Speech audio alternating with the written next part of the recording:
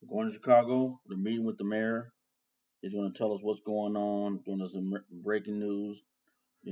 Elections are coming up soon, and we'll see what's happening right now with the mayor. This is an NBC5 News special report.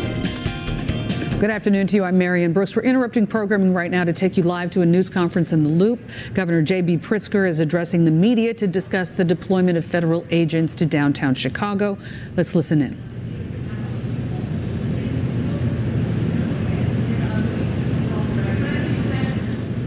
Over the weekend, we received numerous confirmed reports of federal agents from ICE and Customs and Border Patrol abusing their power, intimidating innocent civilians, and waging war on our people.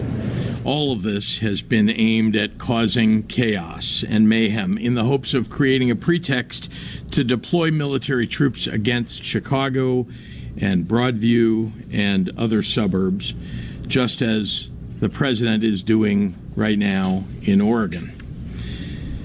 Moments ago, the Illinois National Guard received word that the Department of Homeland Security has sent a memo to the Department of War seeking the deployment of 100 military troops to Illinois, claiming a need for the protection of ICE personnel and facilities. What I have been warning of is now being realized. One thing is clear, none of what Trump is doing is making Illinois safer. Stop right there. That's just pure false. We know what's happened in the last month or so in Chicago, Illinois, with all these shootings and everything. And now he's playing the world's smallest violin, the governor of Illinois. He's playing the world's smallest violin and got all these pretenders behind him, supporting him, because they're on the side of against ICE and what it's doing for the voters of America, what we request them to do. And now he's trying to play the world's smallest violin and get everybody to cry and talk about this Trump administration. And it's not cool. This is not cool. So let's continue on what's going on. I'm not going to stay on this long because I could tell where this is going, and it's not fair. But this is the governor of Illinois' opinion. 2 weeks ago, a man was shot and killed by ICE in Franklin Park, Illinois. Shortly after, ICE issued a statement justifying the killing, saying the federal agent was seriously injured. The Chicago Sun-Times has brought to light that the injuries were, in the agent's own words, nothing major. A man is dead. A community is shaken up. And we are yet again left with more questions than answers. On Saturday, federal agents wreaked havoc on the village of Broadview, a small suburb west of Chicago with 8,000 residents. I want to recognize Broadview Mayor Katrina Thompson, who is here today, and thank her for her strong and vocal leadership on behalf of her community. Data everywhere, and not an insight to see. You see this stuff? This is what I'm saying. All this, it's overwhelming. Situation where everybody's doing good except the administration. Thank Broadview's police chief, Thomas Mills, for his steady leadership and partnership with state and surrounding local law enforcement. In Broadview, people nonviolently holding signs and chanting against brutality, expressing their First Amendment rights, have been regularly attacked with chemical agents like tear gas, pepper spray, rubber bullets, and flashbangs. Agents reportedly unholstered their guns and pointed them at protesters. In their own words, ICE intended to unleash, quote, a shit show in the Broadview community. Without provocation and acting like jackbooted thugs, ICE has attacked and detained members of the press, including an independent journalist. A CBS Chicago correspondent had chemical munitions fired at her car where there were no protesters in sight. And we have received many reports of U.S. citizens being detained for simply stepping onto the public street. That brings us to yesterday. On a beautiful weekend, when families were out enjoying their day in Chicago. Armed Border Patrol agents were downtown marching up and down Michigan Avenue, harassing and intimidating residents and tourists. In Millennium. See, this is where we're going to paint this. See how he's painting the story? I'm going to show you guys another clip of this, and you're going to see what these protests are doing to Border Patrol. And you're going to listen to the voice of what this person's saying. See, this is the paint when the media and these people in power uses their platform to do this. You're going to find out that these protesters was out there with armed guns with them, protesting. They found them with guns on them.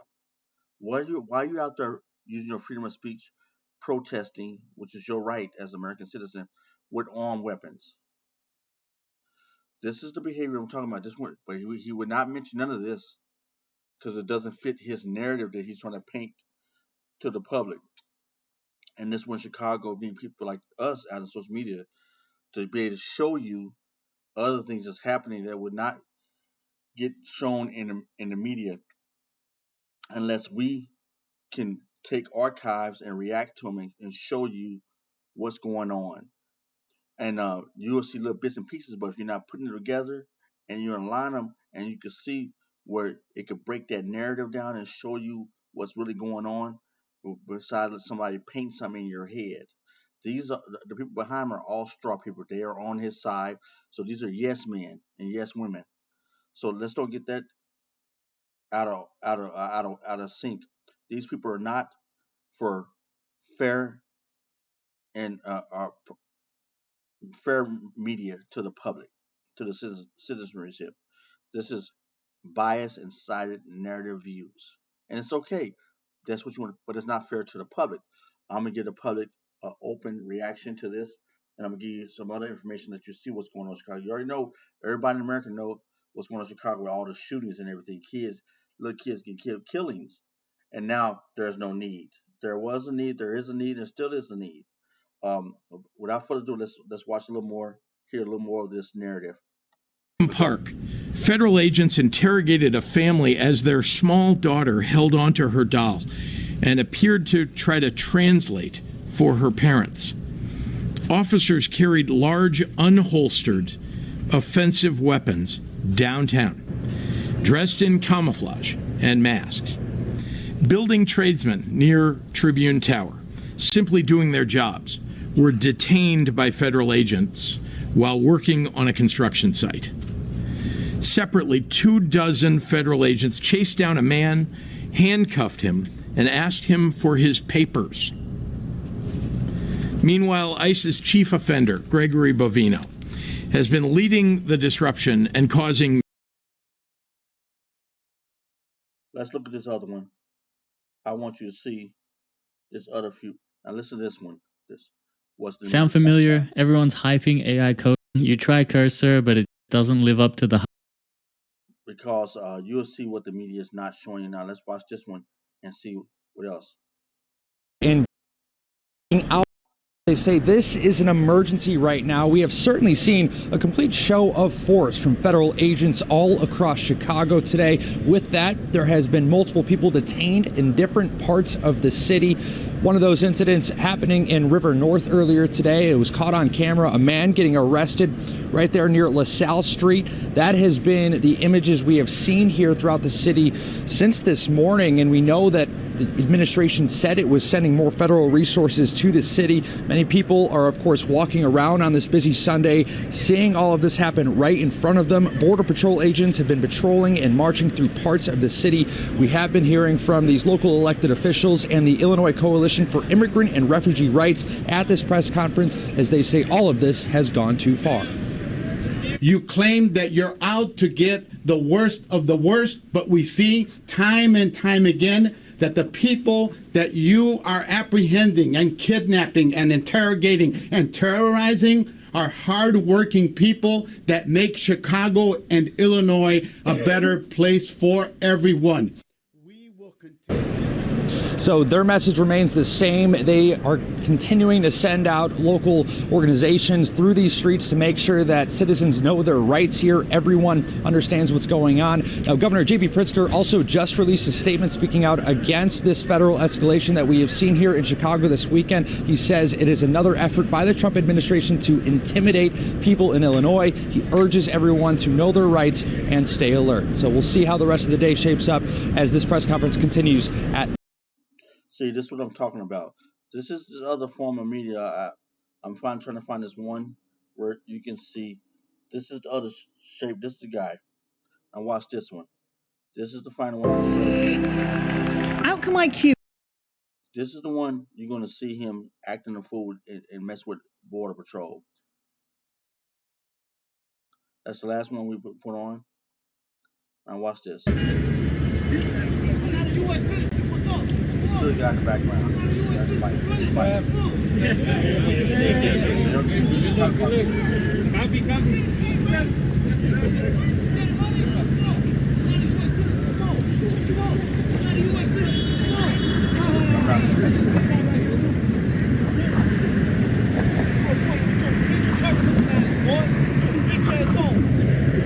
Hey, I'm not a U.S. citizen.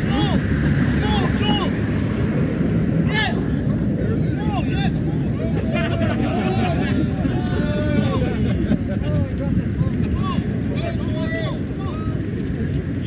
Get him.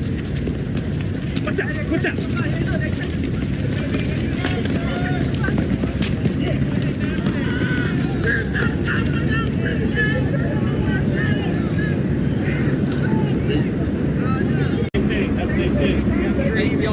We work for you. We work for you.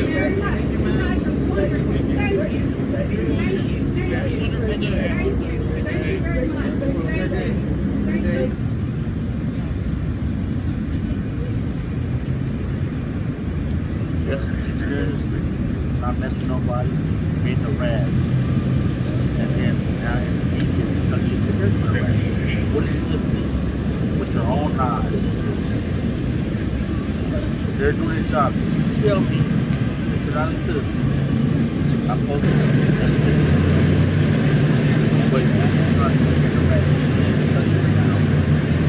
No, we are focused. The men and women of ICE are out here making a difference. They give it their all. They do this with courage and honor every day. This is what I'm trying to say. This is what we got to recognize that no one's talking about. None of these people are talking about. But they're going to give you this sob story about what they're doing and what ICE is doing and what's happening that they request. But you just saw with your own eyes the talk of the federal agents. This is an NBC5 News special. You'll see what's happening really at real time. What you just saw, what's really happening out there in Chicago without no support. And you saw what was said all that time. Now we get to see this. We're going back to the sob story.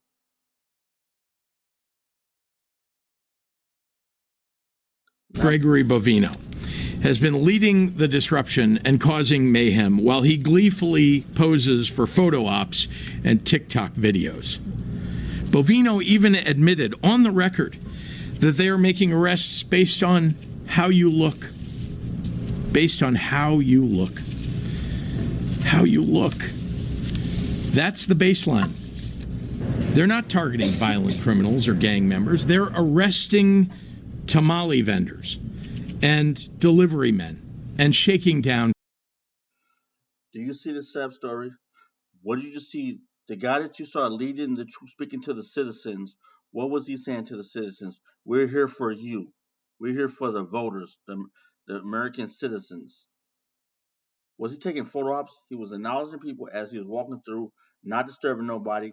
They were looking at him. What did the citizen was speaking? But look at the narrative that the governor of Chicago is telling us. But that was Gregory Bovino you saw that was talking to the citizen as he was leading the troops. See the different narratives that's being painted? families. Donald Trump and Kristi Noem and Tom Homan said they were targeting the worst of the worst criminals. They lied, and they continue to lie. 60% of the individuals that ICE has taken in Illinois this year have no criminal convictions of any kind. ICE is running around the loop harassing people for not being white. Just a year ago, that was illegal in the United States. Now, ICE is making it commonplace. That's not making America great. So you got Americans, you got to learn the wordplay. Okay, that's 6%. They cannot take them off the street if they haven't committed a criminal act. Just coming across the border of America without coming through the right way is a criminal act at the federal level. Now, the word conviction is they haven't been through the court system and everything. You're outside of the court system. So you're using words for that American citizens deal with, a criminal conviction, going through the court system, all that, right? But did they commit a criminal act? Yes, we caught them committing a criminal act. They ain't here without any legal documentation as citizens of this country. They came through wherever to do the southern border, the northern border, I don't know where they came through, and they got arrested. So did they commit a criminal act? Yes, by forcibly entering our borders without permission of the federal government, of the American government, and of the American citizens. So this is our immigrational laws. So they did do a criminal act. They haven't been convicted of it. That is true. So you got to watch the wordplay that these politicians use, which they're not lying. They're telling the truth. But you gotta be mindful of this. So I'm gonna give you another 30 seconds. I don't want to hear no more of this. The ICE and the American people voted on, and what we're doing about upholding our immigrational laws is doing a good thing. Is bringing back law and order. That's a fact. We're seeing law and order that's being demonstrated, and people have their own personal agenda. So you gotta keep that in mind as well. So I'm gonna give you a little more time on this governor of Chicago, Pritzker. In any other country, if federal agents fired upon journalists and protesters when unprovoked, what would we call it? If federal agents marched down busy streets, harassing civilians and demanding their papers, what would we say? I don't think we'd have any trouble calling it what it is: authoritarianism. So let's not pretend it's something else when it happens in our American cities. The MAGA Republican-supported invasion of Portland and Chicago and LA and Washington, D.C. is not making us any safer. Instead, it is putting our people in danger. This is an attack on neighborhoods, on lawful residents, on U.S. citizens. That's not preventing crime, as Donald Trump claims. That's threatening public safety. But as I've said many times, for Donald Trump and the MAGAs in Congress, this is not about fighting crime or about public safety. This is about sowing fear and intimidation and division among Americans. It was about creating a pretext to send armed military troops into our communities. This is about consolidating power in Donald Trump's hands. What he plans to do with that power, now or during the 2026 elections, should worry all of us. When you add to that the Trump administration's effort to label as dangerous free speech critical of him, White House senior staff calling the Democratic Party fascist, the Trump-appointed FCC chair threatening to revoke broadcast licenses and the approval of a merger in order to silence late-night comedians, Trump's threats to jail political opponents. You cannot call this anything except an attack on the Constitution of the United States. But let's also talk about what he's doing to the economy with all these attacks on our communities. Our small businesses suffer when our residents and visitors who are shopping and eating are made to feel unsafe by the jackbooted thugs roaming around a peaceful downtown. Parents are now scared to send their kids to school for fear the troops will grab. Now, America, listen what an American governor of one of the major cities of Chicago called. You don't have to like Trump. He's a politician. But these are soldiers. These are not soldiers, but these are government federal agents, hired agents that abide by the federal law. He's called them jackleg boots, whatever he calls the term, and like this, the make him feel less empowerment. He's not empowering these federal troops, and that's not a good thing as a governor. You don't talk down on federal uh, employees. You're putting their life in danger. You, forgive me, retract that. You can be putting their life in danger with your rhetoric, with your speaking, because people, you're the governor, and people take that into consideration what you're saying. And if you don't respect the federal agents, then why should they respect you? Citizens respect you. That's in in that leans to your narrative of thinking. So this is a concern, a major concern. Um, I, I I I rarely have seen anything of this nature from the U.S. governor. But let's continue. Their children. Students are afraid they'll come home and find their parents have been disappeared by ICE. This is no way to live. Guys, we get done with this in a second. It's just amazing just seeing what's happening in our politicians and the U.S. government. I don't know what's going on. Together, today, elected officials, business leaders, the faith community, law enforcement, educators, community organizations, united in our opposition to these flagrant abuses of power by the federal government.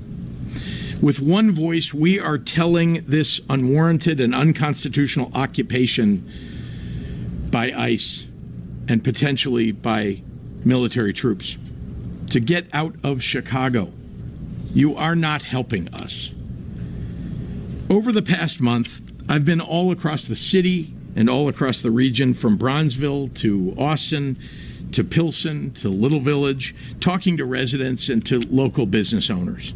Not one of them has asked for armed military troops in our streets. They have all said loudly that there is no emergency here on the ground that requires the deployment of military troops or the use of military tactics. I refuse to stay silent about this and let the slow encroachment of our freedoms and liberties continue unabated. The state of Illinois and all of us will continue to fight this with everything that we have. So, people of Illinois, we need your help. Get out your cell phones, record and narrate what you see. Put it on social media. Peacefully ask for badge numbers and identification. Speak up for your neighbors. We need to let the world know that this is happening and that we won't stand for it. I was surprised and pleased to see that a federal agent in New York was put on leave after he was caught throwing a woman to the ground. Good. Good. That would never have happened, though, if it wasn't on camera. So keep documenting. It could make a world of difference for someone, perhaps for all of us. Hey, high-achieving sales professional. See, this is where I'm gonna stop with this because I can't take no more of this. This is where this behavior is taking. That person would have been in trouble. You can't say that. You're making you're suggesting suggestive statement about what you see as a reality. That's not true. You don't know if he or she would have been caught doing that in the future, or at that time. that wasn't the only person that was recording this. There's been got people with cameras all over the place. You got camera footage in that courtroom or wherever they were located at in that official building, institutional building. So you're pushing a narrative, and it's fine. You're the governor of Chicago, but I'm not going to allow that to be pushed one way. We all have opinions. Like he gave 100% across all the state of Illinois and small businesses, and they all agree with him. Have you ever had 100% agreement on anything in your life over a multitude of people? In any sample size, it's very rare that you have a 1% agreement unless you go particularly looking for them individuals that agree with you. Then it's not a true survey, a research survey analysis. It's a doctor research and survey analysis. You actually went and did a quantitative or a survey about people's opinions on what's going on in your state and the federal government, and you pick the particular people. No, I did. That's the only way you get a perfect score, because everybody on that there's everybody. We have a free nation. There's many people that has a different way of thinking. So to get 100% accurate, you either have to go and find them particular people that totally agree with you, or the survey was done in an isolated group or something. It's some other nature. But the average American knows that if you do a survey, you're not gonna get 100% of following. Could it be done? Yes, but that is far in between. That's a unicorn. When was the last time you seen a unicorn? That doesn't normally happen. So that's why I had to stop this. What is your opinion? What do you think? Does ICE need to be there in Chicago? Do there should be some federal troops sent in? Leave a comment down below and let me know what you think. This was a very interesting. I just had to give you different perspectives, and I had to show you things where when the governor was saying one thing, and I showed you clips where it demonstrated what was really happening in prime time on the real streets of Chicago, Illinois, what people were doing. So you make your own decision, your own determination. Leave me a message, subscribe, like, leave a notification, uh, a comment. I'd like to hear from you, and I definitely will respond back. This was a great one, but I just didn't like the end. What with the one-sided narrative.